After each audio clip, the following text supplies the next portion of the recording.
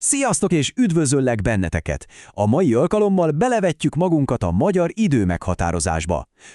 Tudom, elsőre talán egy kicsit ijesztőnek tűnhet, de hadd áruljak el egy titkot. Van egyetlen szuper egyszerű trükk, ami mindent megváltoztat. Ha ezt megértitek, az egész a helyére kattan. Na, vágjunk is bele!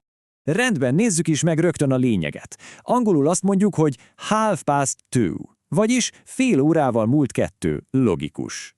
Magyarul viszont azt, hogy fél 3. De miért 3? Hiszen még csak 2 óra múlt. Na ez az a pont, ahol sokan megakadnak. De ne aggódjatok, most megfejtjük ezt a rejtét. És íme, itt van a nagy titok, az aranyszabály. Figyeljetek, mert ez tényleg a legfontosabb. A magyarban, amikor az időről beszélünk, mindig a következő órára fókuszálunk. Mondom még egyszer, mindig előre nézünk, a következő teljes óra felé. Ha ezt az egyetlen dolgot megjegyzitek, innentől kezdve minden pofon egyszerű lesz. Oké, kezdjük is a leggyakoribb elemmel, a félszóval. Ez a koncepció tökéletesen megmutatja, hogyan is működik az aranyszabály a gyakorlatban. Szóval vissza a 2 óra 30-as példánkhoz. Amikor azt mondjuk, hogy fél 3, a magyar agy valójában ezt gondolja. Már félúton vagyunk a 3 óra felé. Értitek? Nem az számít, ami elmúlt, a 2 óra, hanem a cél, ahová tartunk. A cél pedig a következő egész óra, vagyis a 3. Nézzünk gyorsan egy másik példát, hogy tényleg rögzüljön.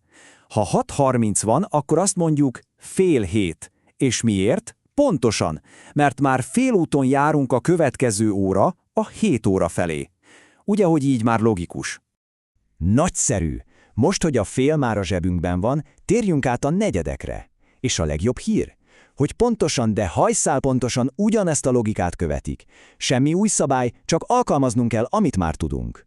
Nézzük a 8:15-öt, ezt magyarul úgy mondjuk 8:45. A logika ugyanaz, egy negyed utat már megtettünk a következő óra, vagyis a 9 felé. Mindig a következő óra a viszonyítási pont. És mi a helyzet 3 óra 45-kor? Hát persze, hogy 3:44. Teljesen logikus, hiszen már az út 3/4-énél járunk a következő óra a 4 felé. Látjátok, a rendszer teljesen következetes.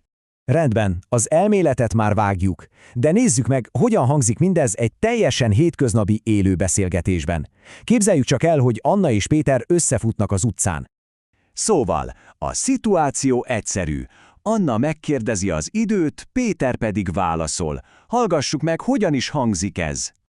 Anna kérdése tehát, mennyi az idő? Ez a kulcsmondat, ha szeretnéd megtudni az időt. Az angol megfelelője a what time is it? Ezt érdemes megjegyezni, mert rengeteget fogjátok használni. Most pedig jöjjön Péter válasza. És Péter válasza, most 2:30 van. Látjátok, itt van az aranyszabályunk élesben. Az óra 2:30-at mutat, ezért ő már a következő órára, a 3-ra gondol. És ezért mondja azt, hogy 2:30. Rendben, azt hiszem, én már eleget beszéltem. Most ti következtek. Nézzünk meg néhány egyszeri feladatot, hogy lássuk, mennyire ment át az anyag. Itt is az első feladat. Próbáld meg leírni vagy hangosan kimondani, hogy mondanád ezeket az időpontokat magyarul. Most érdemes egy pillanatra megállítani a lejátszást, és önállóan megpróbálkozni velük. Na, sikerült? Remélem igen. Akkor nézzük is a helyes megoldásokat. Nézzük a válaszokat. 10 óra, az sima 10 óra. 4 óra 30, fél 5, mert ugye az 5 a következő óra. 1 óra 15, 4:45. 7 óra 45, 3:48.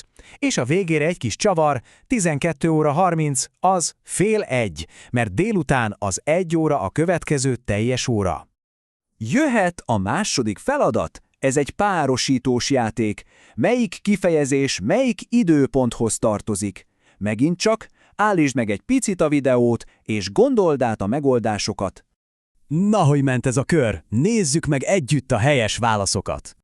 Szóval a 4:07 az természetesen a 6 óra 15, vagyis a B. A fél 2 az 1 óra 30, ami a C. Ez egy tökéletes példa az aranyszabályra. És végül a 3:4-12 pedig a 11,45, vagyis az A. Szép munka volt! Összefoglalva tehát, ha csak egyetlen dolgot viszel magaddal a mai napról, akkor az ez legyen. A magyar időmeghatározásnál mindig, de mindig a jövőbe tekintünk a következő teljes órára. Ez az az egyetlen trükk, amire valaha szükséged lesz. Most, hogy már ilyen magabiztosan tudjátok mondani az időt magyarul, itt az ideje élesben is kipróbálni.